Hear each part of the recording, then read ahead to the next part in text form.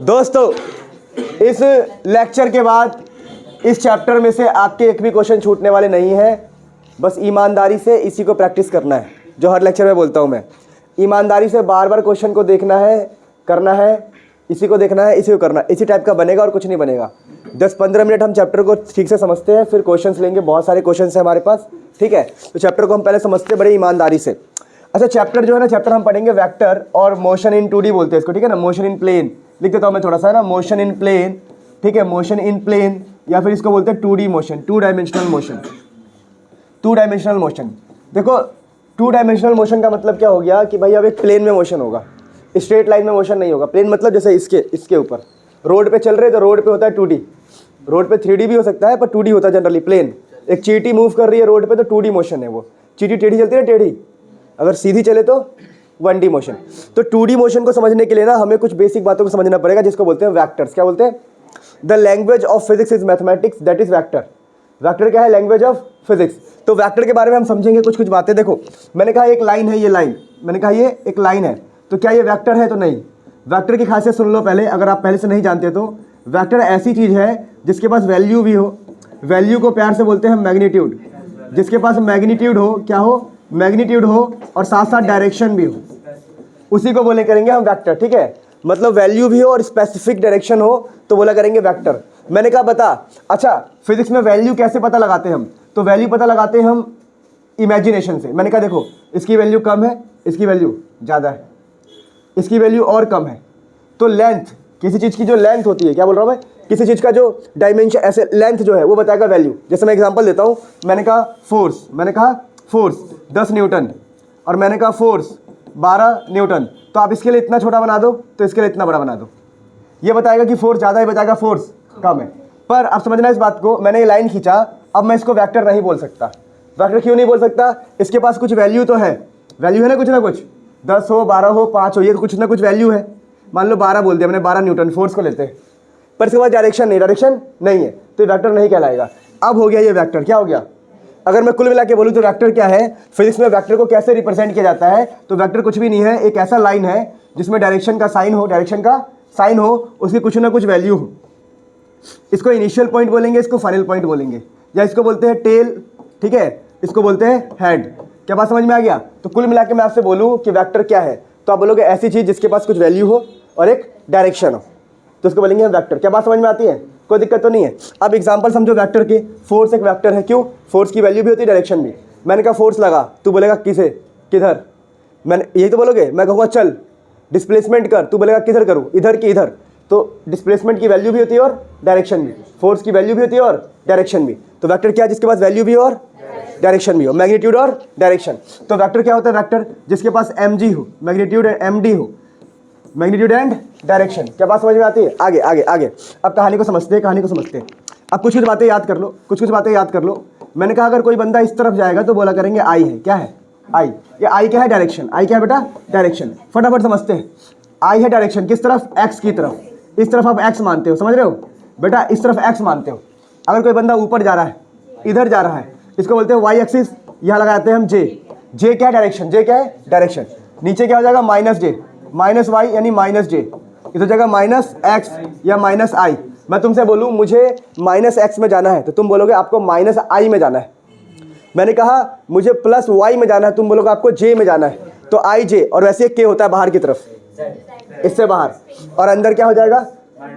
Minus जे, मतलब के बोलेंगे बाहर, माइनस के अंदर। देख समझ में आ गया? तो तीनों हमने पूरे डायमेंशन को कवर कर लिया, एक्स वाई जेड। अब कहीं भी बंदा होगा मैं बता दूंगा। कोई अगर यहाँ पर है तो मैं बोलूँगा के है में, कहाँ पर है? के में। इसको बोलते हैं आई कैप, जे कैप, और बाहर वाले को के कैप। तो फटाफट हमने सीख लिया। क्या सीख लिया हमने? आई जे के। आई कैप सीख लिया, जे कैप सीख लिया, के कैप सीख लिया। ये क्या होता है? Directions of X Y and Z. मैं उम्मीद करता हूँ आपको ये बात आ गई, अब कुछ एग्जांपल समझते हैं। मैंने कहा कोई बंदा है, वो चलता है 2 मीटर एक्स में, तुम लिखोगे 2 मीटर आई कैप, 2 मीटर आई कैप। अब तुम ये समझ गए कि इसके पास वैल्यू भी है और डायरेक्शन भी है, तो इसको वेक्टर बोल सकते हो। मैंने बोल दिया वी वेक्टर, कुछ ही बोल दिया मैंने। इसको चाहो तो एल वेक्टर बोल दो, एच वेक्टर बोल दो, नाम तो कुछ भी रख सकते हैं ना, एक्स वेक्टर, कुछ भी नाम रख दो, टी वेक्टर है ना, कुत्ता वेक्टर, बिल्ली वेक्टर, गधा वेक्टर। सही बोल रहा ना भाई? ठीक है, तो बात समझ पा रहे हो? तो कुछ भी लिख सकते हो नाम। मैंने बोला देखो एक बंदा है वो एक्स में चला 2 तो आपने लिख दिया 2 आई कैप। मैंने कहा वाई में चला 3 तो आपने लिख दिया 3 जे कैप। मैंने कहा जेड में चला 5 तो आपने लिख दिया 5 के कैप। अब इसका कुछ वेक्टर बन गया, है डायरेक्शन भी है ना, मैग्नीट्यूड भी है और मतलब कुछ वैल्यू भी है और डायरेक्शन भी है, तो ये भी कोई वेक्टर बन गया। हमने बोल दिया आर वेक्टर, क्या बोल दिया? तो वेक्टर लिखने का तरीका समझ में आ गया। तो अगर कोई बोले कि भाई फोर्स लग रहा है एक्स में, वाई में, जेड में, तीनों में, तो मैं बोलूँगा फोर्स एक्स में कितना लग रहा है 10, वाई में कितना लग रहा है 12 मान ले, जेड में कितना लग रहा है मान ले 13 मान ले, 10 12 13 है। अब बोले कोई वेक्टर बना, क्या बना? वेक्टर। तो लिख देगा, क्या लिखेगा वेक्टर? बता कैसे लिखेगा, बता। तो यही तो लिखेगा ना, जो वेक्टर बनेगा फोर्स का वो बनेगा 10 आई कैप, 12 जे कैप, 13 के कैप। यही तो बनाएगा तू कि एक वेक्टर बन गया जिसमें सारे फोर्स की वैल्यू है, सारी डायरेक्शन है सारी, कि एक्स में भी फोर्स लग रहा है, वाई में भी लग रहा है और जेड में भी लग रहा है। तो किसी भी वेक्टर को हम बना सकते हैं। क्या वेक्टर में हमेशा तीनों हो सकते हैं? नहीं, वेक्टर में एक भी हो सकता है, 2 भी हो सकता है, 3 भी हो सकता है। फॉर एग्जाम्पल देख, मैंने कहा कि एक बंदा है ना सिर्फ एक्स में फोर्स लग रहा है, एक बंदे पे एक्स में फोर्स लग रहा है, तो एफ इजिकल टू कितना आ गया? आप लिखेगा तो F vector equal to 10 I cap 0 J cap 0 K cap. तो इस प्रकार से तूने क्या किया? इस प्रकार से तूने वेक्टर की थोड़ी थोड़ी बेसिक समझ ली, काफ़ी बातों को ईजिली समझ लिया। यहाँ तक नोट करो, फिर आगे बढ़ेंगे। तो दोस्तों, मेरे प्यारे प्यारे बच्चों, मेरे छोटे छोटे बच्चों, सुनो सुनो सुनो सुनो सुनो सुनो। आपने ये सीख लिया कि किसी भी वेक्टर को मैं ऐसे लिख सकता हूँ एफ या फिर वी वेक्टर या एच वेक्टर या एफ वेक्टर। जो मैंने बोला किसी की वेलोसिटी लिखनी है तो वी वेक्टर, एक्सेलरेशन लिखना है तो ए वेक्टर, फोर्स लिखना है तो एफ वेक्टर। बात समझ में आ गया? तो आपको जैसा मन करे, किसी की लोकेशन लिखनी है तो एल वेक्टर, पोजीशन लिखनी है तो पी वेक्टर, डिस्टेंस लिखना है तो आर वेक्टर या डी वेक्टर, जो मन करे लिख सकते हो। ठीक है, जैसे अगर मैं बोलूँ कॉमन तो किसी वेक्टर को लिख सकते हैं हम ऐसे।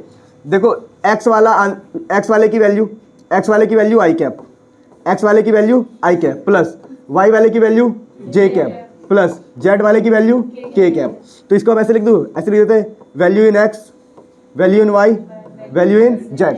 ठीक है, बात समझ में आ गया? तो मैं वेक्टर के बारे में बहुत कुछ जान चुका हूँ। अब मेरे को समझना है कि 2 बातें, वेक्टर के अंदर मैग्नीट्यूड भी होता है और डायरेक्शन भी। अब मुझे सिर्फ मैग्नीट्यूड चाहिए, सिर्फ वैल्यू चाहिए, डायरेक्शन नहीं चाहिए। तो मैं कैसे फाइंड करूंगा? तो सोच, इसके अंदर से मेरे को ओनली मैग्नीट्यूड चाहिए, ओनली मैग्नीट्यूड। मैग्नीट्यूड का मतलब क्या होता है? वैल्यू।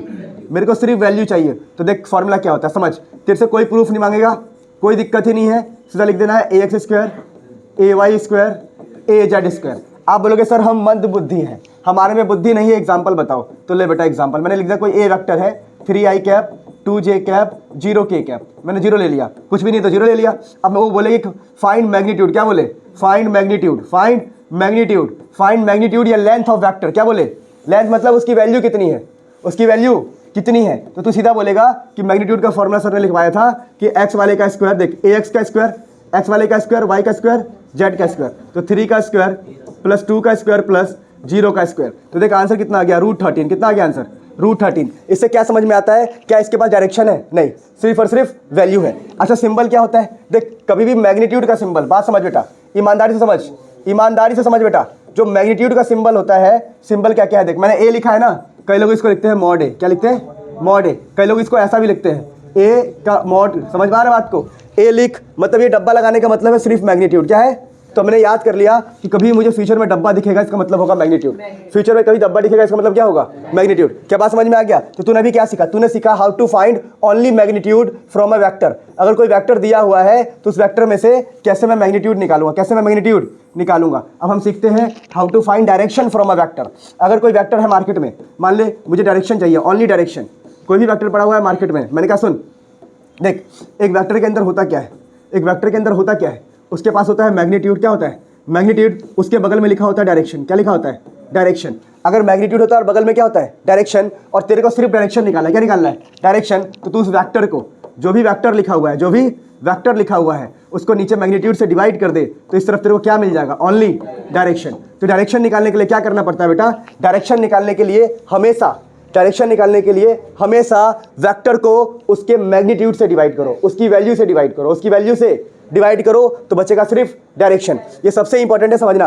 एक क्वेश्चन देख। मैंने कहा क्वेश्चन ये है मेरे पास, देख मैंने कहा कि मेरे पास क्वेश्चन ऐसा है, कोई R vector is equal to 2 I cap plus 3 J cap. आगे तुम्हें पता क्या लिखने वाला हूँ मैं? 5 के कैप। अब मैं लिखने वाला हूँ फाइंड डायरेक्शन। वो क्या बोल रहा हूँ मैं? Find direction of this vector, find direction of this vector. तू पता क्या लिखेगा, तू पता क्या लिखेगा, तू बोलेगा डायरेक्शन सर ने सिखाया था कि वेक्टर को उसके मैग्नीट्यूड से डिवाइड कर दो, वेक्टर को उसके मैग्नीट्यूड से डिवाइड कर दो, तो सर आप दे दो, आपको क्या मिल जाएगा, डायरेक्शन। तो सर आप क्या करो, सर आप ये लो 2i, ऊपर वेक्टर लिखो 2i cap 3j cap 5k cap और नीचे उसका मैग्नीट्यूड यानी under root of 2 square 3 square 5 square. तो ये आ गया डायरेक्शन, क्या आ गया, इसे सॉल्व करोगे रूट 38 आएगा। क्या बात समझ में आ गया? अब कुछ बातें याद कर ले, चुपके से अपने कान में याद कर ले, बहुत काम आएगा बेटा। तेरे को समझ में आ रहा है? चुपके से याद कर ले बेटा, ये जीवन बदल देगा, जीवन बदल देगा। सुन, जो हमने डायरेक्शन निकाला है, डायरेक्शन के अलग अलग नाम है। देख, डायरेक्शन की वैल्यू नहीं होती, डायरेक्शन की कितनी वैल्यू होगी, कुछ नहीं होगी, तो हम मान लेते हैं 1 है उसकी वैल्यू। क्या है? अरे डायरेक्शन है भाई। मैं बोलूँगा साउथ, तू क्या बोलेगा, क्या बोलेगा, 10 साउथ। अरे साउथ तो एक ही होगा ना, तो हम बोलेंगे उसकी वैल्यू हम 1 मान लेते हैं। क्या मान लेते? तो यूनिट वेक्टर जो डायरेक्शन है, डायरेक्शन को बोलते हैं यूनिट वेक्टर। क्या बोलते हैं? क्यों? ये वेक्टर है क्योंकि डायरेक्शन है। यूनिट क्यों? क्योंकि इसका वैल्यू कितना होगा, 1। क्यों? यूनिट वेक्टर की मैग्नीट्यूड कितना होगा, मैग्नीट्यूड, इसका मैग्नीट्यूड कितना होगा, 1, इसीलिए इसको यूनिट वेक्टर बोलते हैं। क्या बोलते हैं? Unit vector. और इसका नाम क्या है, डायरेक्शन। इसी का नाम क्या है, डायरेक्शन। कोई दिक्कत तो नहीं है। अब इसके ऊपर क्वेश्चन कैसे कैसे बनेंगे, क्वेश्चन ऐसे बोलेंगे, क्वेश्चन ऐसा बोला जाएगा कि कोई वेक्टर है ए, क्या है, 2i 3j 5k कैप, बोलेगा फाइंड यूनिट वेक्टर। क्या बोलेगा? Find unit vector. तू समझ गया, तू समझ गया वो क्या पूछ रहा है, तू समझा नहीं? अरे तू समझा नहीं क्या बेटा, तू समझ गया वो डायरेक्शन मांग रहा है। क्या मांग रहा है? तू तुरंत बोलेगा जब वेक्टर को उसके वैल्यू से डिवाइड करूंगा तो डायरेक्शन निकलेगा, उसी डायरेक्शन को हम क्या बोलते हैं, unit vector, unit vector, unit vector. और सिंबल क्या होता है यूनिट वेक्टर के लिए? सुनो, सिंबल होता है यूनिट वेक्टर के लिए, जैसे ये ए है ना, तो यहाँ पर हम लिख देते हैं ए कैप। क्या लिख देते हैं? A cap. तो कुल मिला के देख, सिंबल क्या होता है, जिस वेक्टर का भी डायरेक्शन निकालना है उसमें कैप लगाते हैं। क्या लगाते हैं? कैप। तो आंसर क्या बन गया? आंसर बन गया A cap is equal to mod A by A. और इसको क्या बोलने वाले हम, डायरेक्शन। क्या ये डायरेक्शन या यूनिट वेक्टर, डायरेक्शन या। तो क्वेश्चन कैसे सॉल्व करेगा तू? ये तो आ गया। ऊपर लिख देगा तू, क्या लिख देगा, सुन, ऊपर क्या लिख देगा तू, ऊपर लिख देगा तू 2i cap 3j cap 5k cap और नीचे under root of 2 square 3 square 5 square. आ गया तेरा डायरेक्शन। क्या गया? ये डायरेक्शन आ गया। यही तेरा यूनिट वेक्टर, यही क्या है तेरा यूनिट वेक्टर। क्या बात समझ में आ गई? फटाफट नोट कर, मैं आगे बढ़ता हूँ फिर। मेरे दोस्तों ध्यान रखना, यूनिट वेक्टर को अभी के लिए मैं आत्मा बोल रहा हूँ। आत्मा क्यों बोल रहा हूँ समझना। इसे आत्मा बोलने का रीज़न क्या है कि वेक्टर के साथ हमेशा क्या होता है, उसकी डायरेक्शन। वेक्टर के साथ हमेशा क्या होता है, डायरेक्शन। अगर एक वेक्टर में मैग्नीट्यूड शरीर है तो आत्मा क्या है, डायरेक्शन। मजाक नहीं कर रहा, बड़ा काम आएगा। चलो देखो कुछ और बातें करते हैं हम। अच्छा मैं आपसे ऐसे बोलूँ कि पैरेलल टू ए, एक वेक्टर है ए, उसके साथ पैरेलल क्या होगा हमेशा, डायरेक्शन। उसकी डायरेक्शन हमेशा उसके पैरेलल ही होगी। मैंने कहा कोई वेक्टर इधर जा रहा है तो इस तरफ कौन होगा उसके साथ, उसकी डायरेक्शन। मैंने बोला फोर्स इस तरफ है तो इस तरफ कौन होगा, डायरेक्शन। तो ये छोटी सी बात ध्यान रखना, क्वेश्चन में यूज होता है। क्वेश्चन ऐसा होगा, क्वेश्चन देखो कितना बेवकूफ बनाएगा। बोलेगा एक वेक्टर है ए, क्या है एक vector A, 2i cap 1j cap 1k cap, और बोलेगा फाइंड, क्या बोलेगा, find unit vector parallel to this, find unit vector parallel to this. ये बेवकूफ नहीं बना रहा हमें, पैरेलल टू दिस। बताओ किसी वेक्टर के पैरेलल क्या होगा, उसके साथ क्या होगा, उसकी आत्मा। यानी यूनिट वेक्टर निकालने को बोल रहा है इसी का, find unit vector parallel to this. अरे इसी के पैरेलल तो उसकी आत्मा होगी ना, उसकी डायरेक्शन होगी। यानी आपसे मजे ले रहा है वो। आपको निकालना है ए कैप, निकालना है, क्या निकालना है, A cap 2i cap 1j cap 1k cap divided by under root of 2 square 1 square 1 square. क्या बात समझ में आती है? अगला क्वेश्चन में लिखता हूँ, ठीक है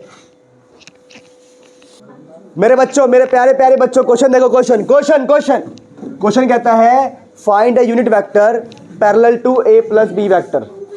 यानी a प्लस बी के पैरेलल क्या होगा, उसकी आत्मा। a प्लस बी के वेक्टर कौन होगा, पैरेलल उसके, उसकी आत्मा। बेटा बीच दोस्तों सो अब ध्यान दो। अरे हो गया यार, बहुत मजे हो गए। भाई आ जाओ। कह रहा है find a unit vector parallel to a plus B vector. a plus B के पैरेलल कौन रहेगा, उसकी आत्मा, उसकी आत्मा। यानी तू क्या लिखेगा, तू ऐसे लिखेगा a plus B divided by mod of a plus B, mod of a plus B, mod of a plus B, mod of a plus B. समझा नहीं मेरी बात को? अरे a प्लस बी का मॉड यार, तो यह आ जाएगा a प्लस बी वेक्टर का cap, a plus B vector का कैप। तो a प्लस बी निकाल ले फटाफट। a प्लस बी वेक्टर ऊपर लिख दे उसका जो मैग्नीट्यूड आएगा उसको नीचे लिख दे। चल a प्लस बी वैक्टर निकाल, 1 + 1 2, 0 + 1 1, 1 + 1 2, यानी क्या आंसर आ गया बता, 2i cap 1j cap 2k cap, और अंडर रूट में क्या आ जाएगा, under root of 2 square plus 1 square plus 2 square. इसको मान ले, कोई नया वैक्टर मान ले, चल मैंने इसको ना मान लिया आर वैक्टर, क्या हो गया, तो आर कैप हो गया। ये बात ही समझ पा रहा, a प्लस बी के पैरेलल कौन सा वेक्टर होगा, यूनिट वेक्टर या उसका आत्मा, a प्लस बी के पैरेलल। बेटा आपको समझ में आया, तो a प्लस बी ऊपर लिखा और a प्लस बी की वैल्यू नीचे लिखी। जब वेक्टर को उसकी वैल्यू से डिवाइड करोगे तो क्या आएगा, डायरेक्शन, और डायरेक्शन ही पैरेलल होती है, क्या होती है, पैरेलल। अब बेटा पढ़ रहे हैं most important concept, most important topic जिसके ऊपर हमें बहुत सारे क्वेश्चन करने हैं, ठीक है। देखो सुनो मेरे प्यारे बच्चों, अब ध्यान से, अब स्पीड में थोड़ा सा याद करो वो बातें। मैंने कहा अगर मान लो कोई बॉक्स है यहाँ पर, और उस बॉक्स पे समझो, उस बॉक्स में एक कुछ इधर लगे फोर्स, एक फोर्स इधर लगे, यानी एक वेक्टर इस तरफ है, एक वेक्टर v1 वेक्टर, दूसरा वेक्टर इस तरफ है, तो बता बेटा ये बॉक्स किस तरफ जाएगा, ये इन दोनों के बीच में कहीं मूव करेगा। मुझे कोई इधर से खींचे, इधर से खींचे, मेरी वेलोसिटी इधर भी हो तो मैं बीच में जाऊंगा। मुझे फोर्स इधर लगे तो बीच में, मेरी एक्सेलरेशन इधर भी और इधर भी तो बीच में। कोई मुझे इधर से खींचे, इधर टेंशन तो बीच में टेंशन। बात समझ पा रहा है, यानी जो भी आना है उनमें से बीच में आना है, कहीं ना कहीं तो आना है। तो हम पता क्या बोलते हैं, हम बोलते हैं कि भाई रिजल्ट जो होगा, इसका रिजल्ट क्या होगा, रिजल्टेंट, इसको बोलते हैं रिजल्टेंट। क्या बोलते हैं, रिजल्टेंट या रिजल्ट वेक्टर, क्या बोलते हैं, रिजल्ट वेक्टर जो होगा उसका फॉर्मूला क्या है समझ, उसका फॉर्मूला है result is equal to under root of पहला वेक्टर v1 स्क्वायर, दूसरा vector v2 square, 2v1 v2 cos of theta, cos of theta. तू बोलेगा सर मुझे v1 पता लग गया, मुझे v1 यहाँ से मिल जाएगा, v1 की वैल्यू यहाँ से, देखो ये वैल्यूज है, इस पर वेक्टर का साइन नहीं लगा है ना, सिर्फ वैल्यू है, v1 की वैल्यू यहाँ से, v2 की वैल्यू वहाँ से, पर एंगल कहाँ से सर, तो बेटा ये एंगल ये वाला है। कौन सा एंगल है, यहाँ पर थीटा होता है एंगल बिटवीन, क्या बोल रहा हूँ मैं, angle between v1 and v2, v1 and v2। क्या बात समझ में आ गया। अब क्वेश्चन में v1 v2 कैसे मिलता है, कई बार v1 डायरेक्टली दे देगा, v1 बोलेगा 2 है, v2 बोलेगा 7 है, और एंगल बोल देगा कुछ भी, एंगल 90 बोल देगा, 40 बोल देगा, या 120 बोल देगा, कुछ ना कुछ बोल देगा। क्या बात समझ में आती है। तो आप इस फॉर्मूले से कर लोगे, बोलेगा एक इधर है एक इधर है, आंसर बताओ, आ जाएगा आंसर। अच्छा कई बार ऐसा होता है कि क्वेश्चन में आपको ऐसे दे देगा, v1 दे देगा v2 नहीं देगा, आपको ऐसे दे देगा क्वेश्चन, आपको बोलेगा कि v1 बाई v2 है ना 2/7 है, रेशियो दिया, क्या दे दिया, रेशियो। तो यहाँ से आप क्या मान सकते हो, यहाँ से आप ऐसा मान सकते हो ना, आप इसको मान, देखो v1 को मान लो 2x, क्या मान लो 2x, और v2 को मान लो 7x, फिर पुट कर दो, आंसर आ जाएगा। बात समझ पा रहे हो। देखो एक बात समझ पा रहे हो ना। अच्छा वैसे भी नहीं करना तो आप कैसे निकाल सकते हो, आप क्या करोगे, आप यहाँ से रिलेशन निकाल सकते हो। चलो वैसे अगर नहीं करना कि चलो हमने v1 मान लिया 2x, क्या मान लिया, वैसे इससे कर लेना, आंसर सॉल्व हो जाएगा इजीली।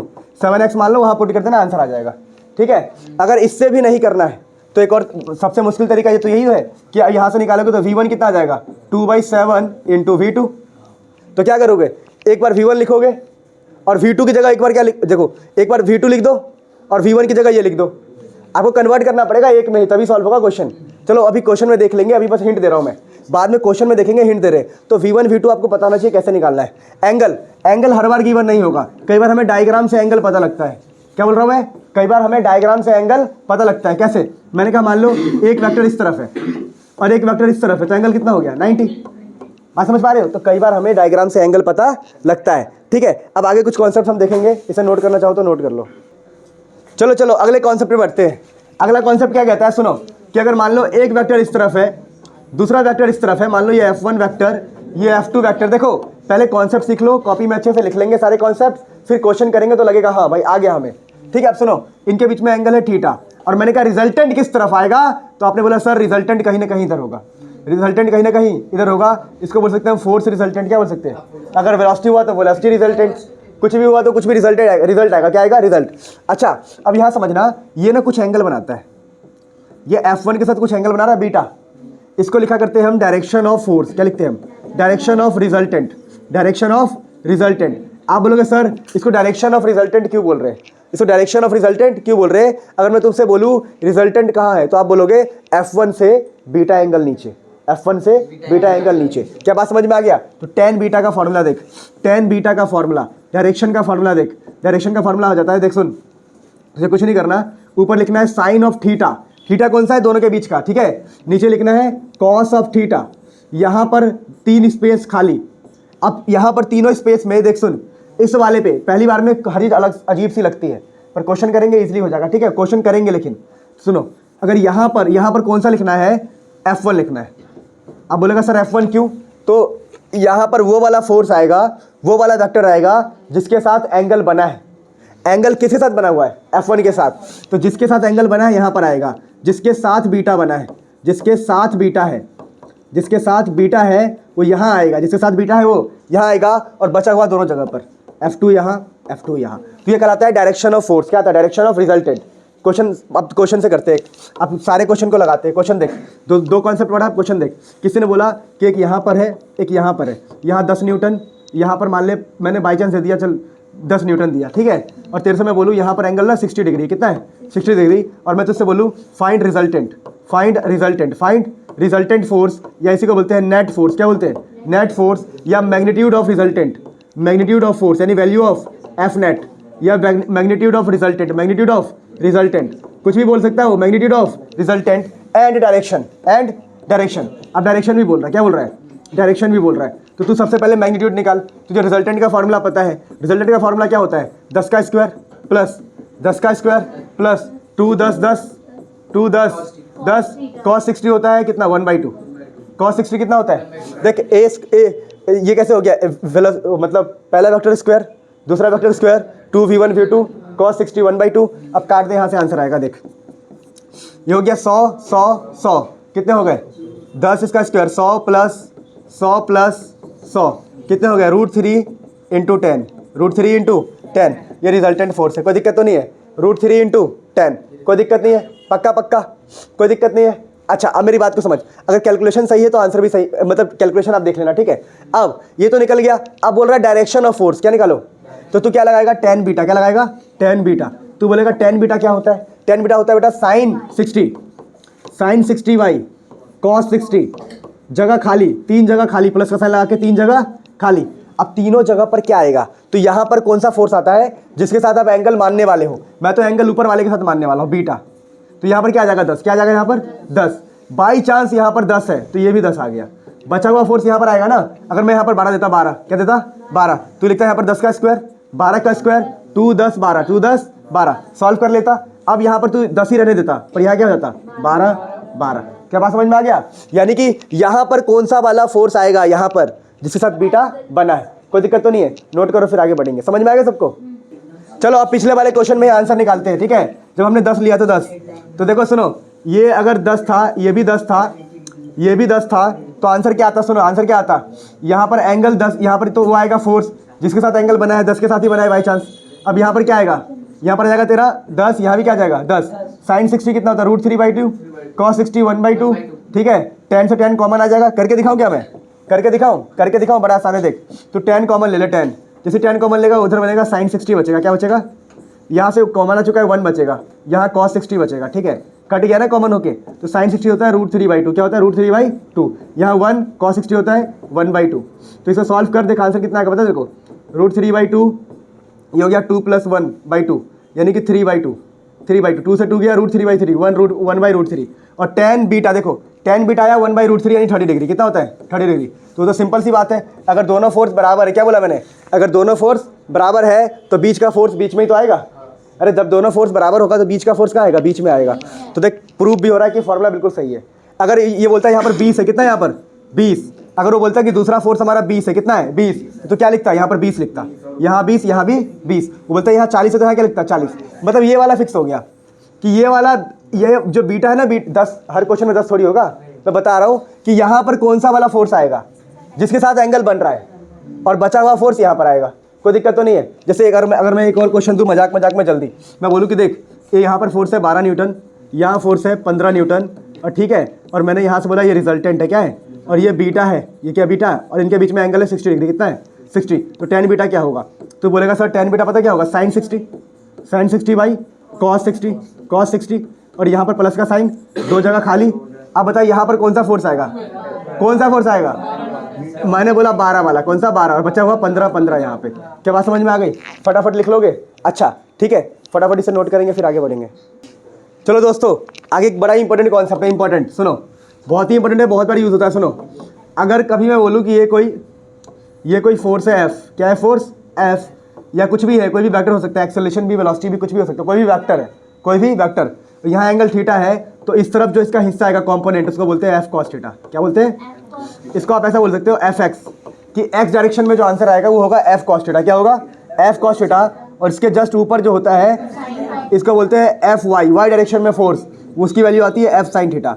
सर क्वेश्चन करके दिखाओ, तभी हमें समझ में आएगा। हमारी बुद्धि थोड़ी सी कमजोर है, तभी वन शॉट देख रहे हैं। अरे मजाक कर रहा हूँ, पता लगे डिसलाइक कर रहे हैं, अनसब्सक्राइब, ये बंदा डीमोटिवेटिंग है। अरे नहीं, ठीक है, ध्यान दो। सुनो, यहाँ पर है 10 न्यूटन, क्या है यहाँ पर? यहाँ एंगल है मान लो 60 डिग्री, कितना है?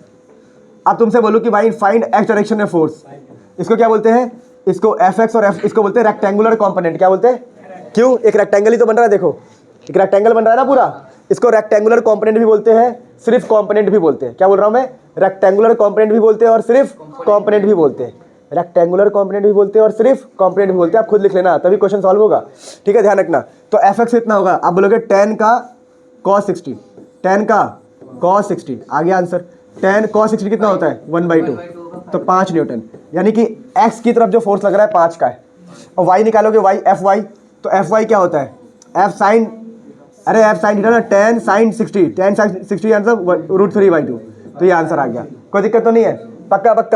पक्का समझ गए? अच्छा, अगर मैं तुम्हें क्वेश्चन थोड़ा घुमा के दूं, तुम्हें परेशान करने के लिए क्वेश्चन घुमा के दूं, क्वेश्चन समझना, ठीक है? मैं से बोलूँ ये कोई फोर्स है एफ, यहाँ है 30 डिग्री, क्या है 30 डिग्री। अब मैं आपसे बोलूँ कि F X and F Y निकालो, एफ एक्स और एफ वाई, या फाइंड करो रेक्टेंगुलर कॉम्पोनेंट्स, यानी F X and F Y. कैसे निकालोगे? बहुत सिंपल सी बात है। सर ने बोला जो एंगल के बगल में होता है, कॉस होता है, तो इस बार कॉस इधर होगा, तो हो जाएगा एफ कॉस 30 डिग्री। ध्यान रखना बेटा, जो एंगल के बगल में होता है वो वाला कॉस होता है। पीछे मैंने यही बताया था, देखो अगर आप ध्यान करो, अगर ये एंगल है इसके बगल में कॉस होगा, तो इधर क्या बचेगा? इधर साइन बचेगा, इधर आ जाएगा एफ साइन 30 डिग्री। तो अब इस बार एफ एक्स ये है, एफ एक्स क्या है? ये, और एफ वाई ये है, तो ये थोड़ी सी बात ध्यान रखना, ठीक है?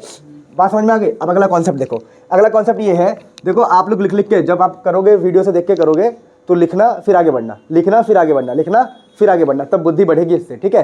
ध्यान रखना। अब मैं आगे मैं क्या बता रहा हूँ, आगे मुझे क्या करना है, मेरे को करना है कुछ छोटी सी बात।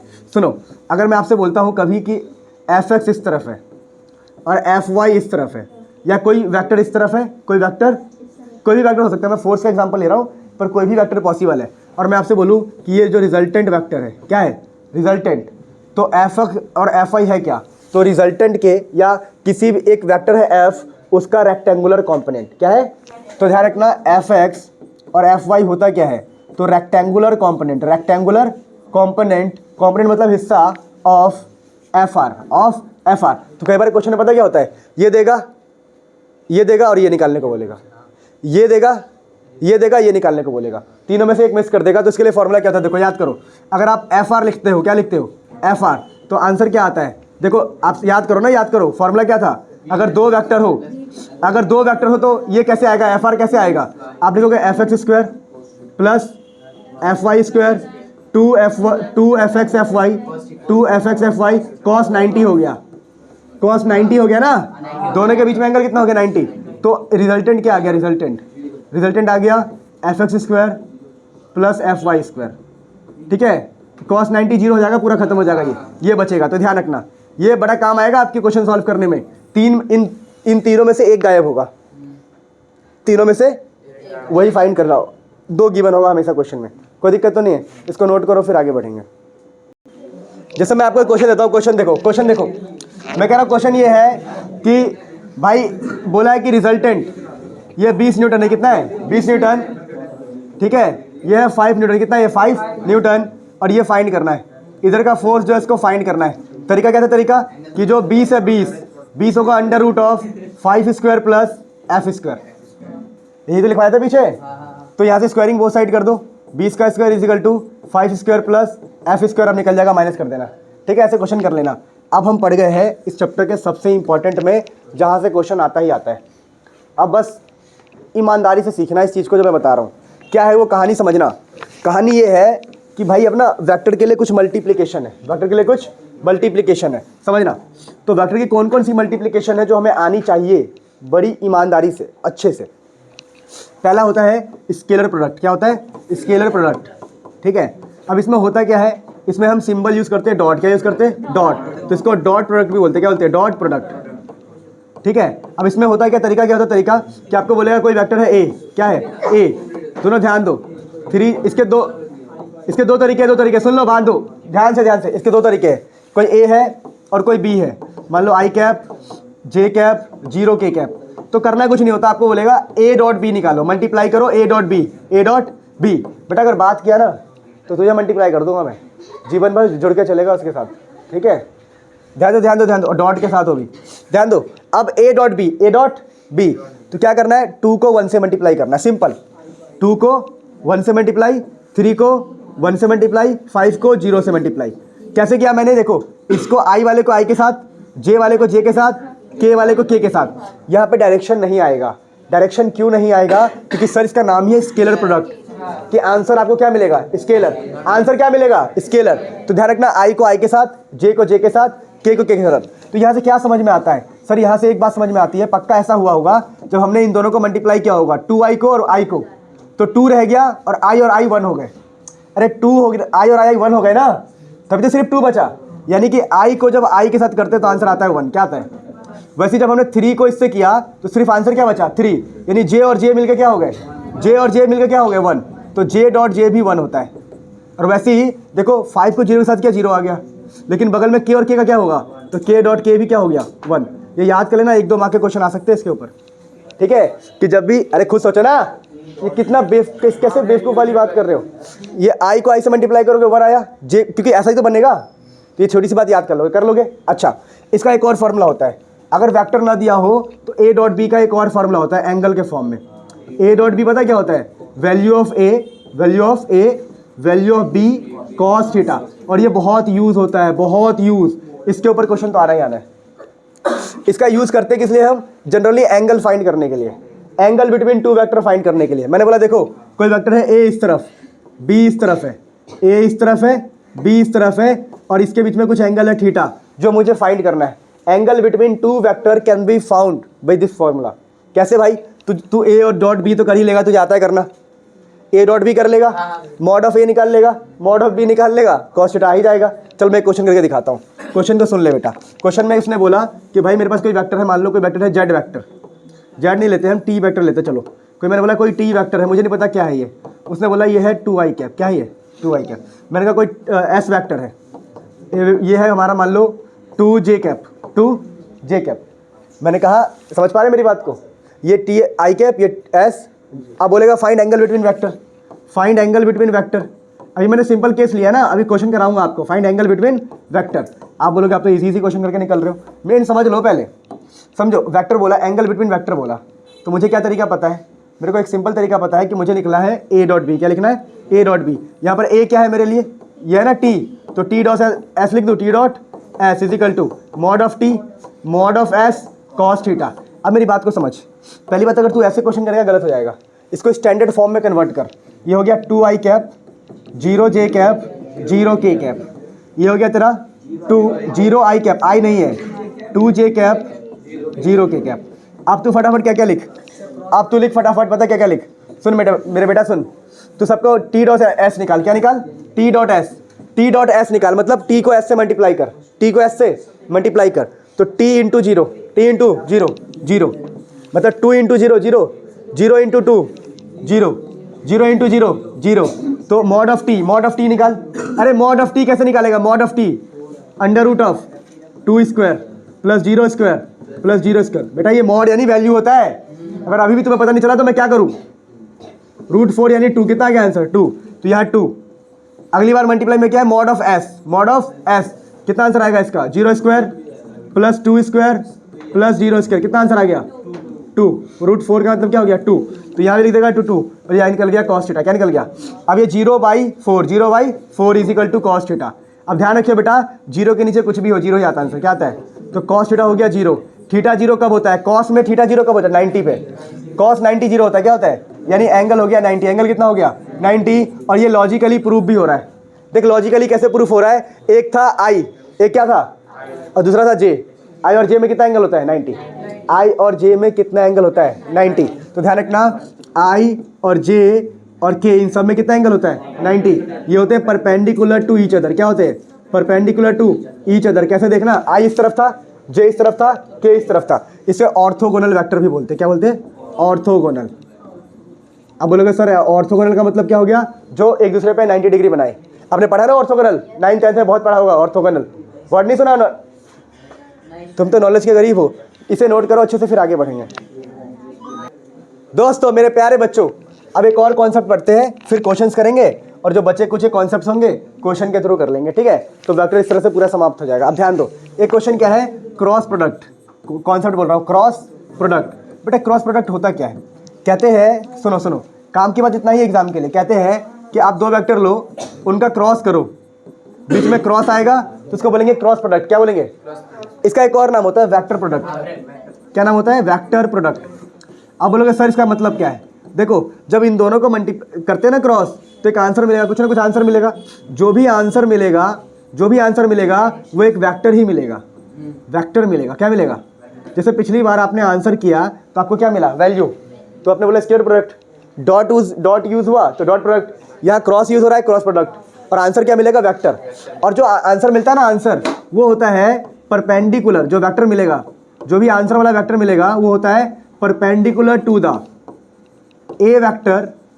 ए के भी परपेंडिकुलर होता है, बी के भी परपेंडिकुलर होता है। बात समझ पा रहे हो? मतलब जो भी आंसर मिलेगा ना आपको, क्या बोल रहा हूं मैं, जो भी आंसर मिलेगा वो ए के भी परपेंडिकुलर होगा और बी के भी ऐसा वेक्टर मिलेगा। समझो, देखो तुमने कहा कोई वेक्टर है मेरे पास, सुनो, कोई वेक्टर है मेरे पास आई, क्या है? आई। और कोई वेक्टर है मेरे पास जे। इन दोनों का मैं मान लो कोई भी वेक्टर है, मान लो इधर कोई वेक्टर है ए, इधर कोई वेक्टर है बी, तो मुझे जो आंसर मिलेगा वो ऊपर मिलेगा, इन दोनों के परपेंडिकुलर। पहन दे बेटा। देख, इसने बोला अगर कोई वेक्टर ए है, क्या है? ए, उसका क्रॉस करोगे बी के साथ तो आपको मिलेगा एक तीसरा वेक्टर। क्या मिलेगा? वो होगा परपेंडिकुलर टू द बोथ। दोनों के परपेंडिकुलर। परपेंडिकुलर मतलब 90 डिग्री पर। तो कैसे? देख, मैंने कहा कोई वेक्टर है इस तरफ और कोई वेक्टर है इस तरफ, तो जो तीसरा वेक्टर मिलेगा मुझे इसके ऊपर मिलेगा। क्या मिलेगा? 90।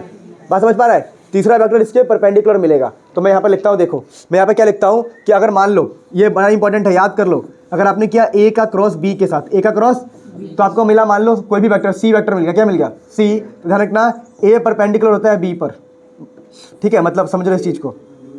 देखो जो सी मिलेगा, C is perpendicular to A and B, A and B.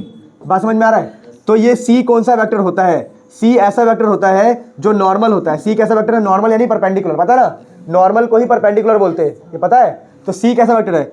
सी एक ऐसा वेक्टर है, एक ऐसा वेक्टर जो परपेंडिकुलर होगा ए क्रॉस बी के, ए क्रॉस बी के परपेंडिकुलर होगा, ए क्रॉस बी के परपेंडिकुलर होगा, ए के भी परपेंडिकुलर होगा, बी के भी परपेंडिकुलर और ए क्रॉस बी के भी परपेंडिकुलर। क्या बात समझ में आ गया? तो ध्यान रखना, क्वेश्चन में कभी पूछता है find a vector perpendicular to A and B, या find a vector perpendicular to A cross B, तो इसी कॉन्सेप्ट का इस्तेमाल करना है। अब करना कैसे है सर?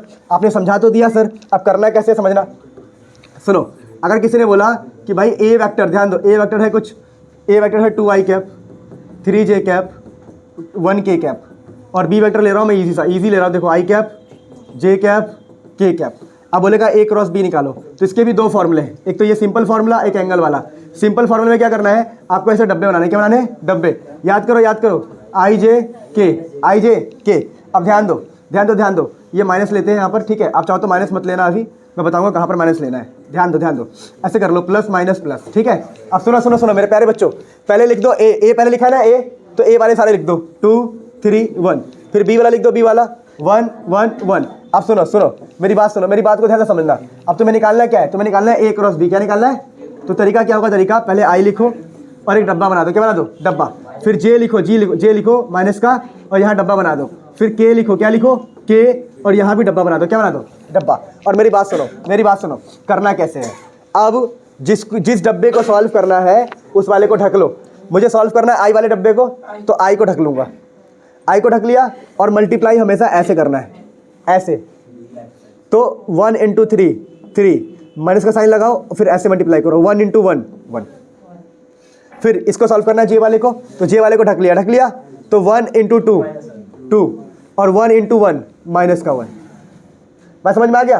अगली बार के को सॉल्व करना, के को रख लिया 1 इंटू 2, 1 इंटू 2 माइनस का 1 इंटू 3, तो 1 इंटू 2, 2 माइनस 3। तो यही मेरा आंसर है। देखो जो आंसर निकला ए क्रॉस बी, क्या निकला ए क्रॉस बी, क्या वो पैरेलल है सबके? सॉरी ए क्रॉस बी एक वेक्टर मिला है, वेक्टर। तो कितना आंसर है 2i कैप। बोलो बोलो जल्दी बोलो, टाइम नहीं है। 2i cap minus 1j cap minus k cap. तो बेटा ये है ए क्रॉस बी। क्या तुम्हें आंसर में एक वेक्टर मिला है? क्या तुम्हें आंसर में एक वेक्टर मिला है? हाँ। और ये वेक्टर कैसा होगा? ये ए के भी परपेंडिकुलर, बी के भी परपेंडिकुलर और ए क्रॉस बी दोनों के परपेंडिकुलर। तो अगर आपसे कोई क्वेश्चन पूछता है कि फाइंड अ यूनिट वेक्टर, क्या बोले? अगर यहीं से मैं क्वेश्चन एक एक्स्ट्रा दे दूं आपको, find unit vector, find unit vector perpendicular to A cross B या ए या बी, ऐसा यूनिट वेक्टर निकालो, ऐसा यूनिट वेक्टर निकालो जो ए क्रॉस बी के परपेंडिकुलर हो। यानी कि ये इसी वेक्टर का बोल रहा है डायरेक्शन निकालने के लिए। ये क्या एक ए क्रॉस बी क्या है? एक, अरे बात क्यों कर रहा है यार? ए क्रॉस बी क्या है? ए क्रॉस बी एक ऐसा वेक्टर है, ए क्रॉस बी एक ऐसा वेक्टर है जो ए के परपेंडिकुलर है, बी के परपेंडिकुलर है। अब समझना क्वेश्चन क्या कहता है? क्वेश्चन कहता है find unit vector, find perpendicular to A cross B. सोचो ये है हमारा ए क्रॉस बी, ये ए था, ये बी था, ये है ए क्रॉस बी, और बोल रहा है परपेंडिकुलर बोल दिया क्या? फाइंड यूनिट वेक्टर, नहीं ऐसे पैरेलल लिखना चाहिए। रुक जाओ, फाइंड अ यूनिट वेक्टर, लुको, find a unit vector parallel, मैंने गलत किया। ये डिस्टर्बेंस के कारण होता है जब तुम्हारा ध्यान उधर भी जा रहा हो, समझ में आया? Find unit vector parallel to A cross B, ऐसा वेक्टर जो ए क्रॉस बी के पैरेलल है, उसकी आत्मा।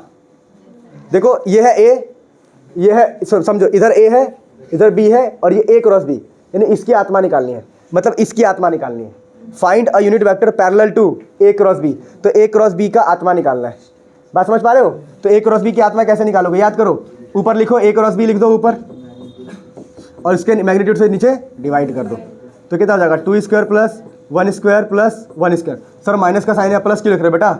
हमेशा प्लस ही आता है मैग्नीट्यूड में, स्क्वायर होगा, स्क्वायर स्क्वायर से ऐड हो जाएगा। तो इस प्रकार से हमने ये कॉन्सेप्ट कर लिया। अच्छा, इस कॉन्सेप्ट का एक और फॉर्मूला है, ए क्रॉस बी निकालने का एक और फॉर्मूला है, सुनो। ए क्रॉस बी निकालने का एक और फॉर्मूला है, सुनो। ए क्रॉस बी पता है क्या होता है? होता है, सुनना समझना, इसको बोलते हैं mod of A mod of B sine theta, और ये सबसे कम यूज होता है। क्या बोल रहा हूँ मैं? ये सबसे कम यूज होता है। एंगल निकालने के लिए वो वाला यूज होता है कि वो ईजी है। डॉट प्रोडक्ट एंगल निकालने वाला यूज होता है ना, वो ईजी है, और ये थोड़ा सा डिफिकल्ट है, इसमें डब्बे बनाओ, ये करो वो करो। अब मेरी बात को सुनना, छोटी छोटी बातें बोल रहा हूँ, बहुत इंपॉर्टेंट है, सुनो। जैसे आई, एक साइकिल याद करो, अभी के अभी याद करो। एक साइकिल क्या है समझना, इसको बोलते हैं हम आई जे के की साइकिल, आई जे के की साइकिल। अगर तुम ऐसे जाते हो, सुनो, आई से जे गए, तो आई और जे का क्रॉस करोगे, क्या करोगे? क्रॉस, तो तुम्हें एक ऐसा वेक्टर मिलेगा जो इन दोनों के परपेंडिकुलर है। वो कौन होगा? के। याद करो, जब भी दो वेक्टर में क्रॉस करते हैं, जब भी दो चीज़ों में क्रॉस करते हैं, तो तीसरा जो आंसर आता है वो दोनों के परपेंडिकुलर। कैसे? देख, अगर ये आई है और ऊपर मेरा जे है, क्या है? जे, तो क्रॉस करने से के किस तरफ आएगा? बाहर। समझा? क्रॉस को हम फील भी कर सकते हैं। देख क्रॉस कैसे करते हैं, क्रॉस ऐसे करते हैं, क्रॉस कर हाथ को आई से जे की तरफ, तो थंब किस तरफ आया? बाहर। तो ये हो गया आई क्रॉस जे, आई क्रॉस जे। बात समझ में आ गया? ये फील करने का तरीका है, आई से जे की तरफ जाएगा, बाहर आ रहा है, ये आई है, ये जे है, बाहर आया। बात समझ में आ रहा है? तो आंसर आएगा के।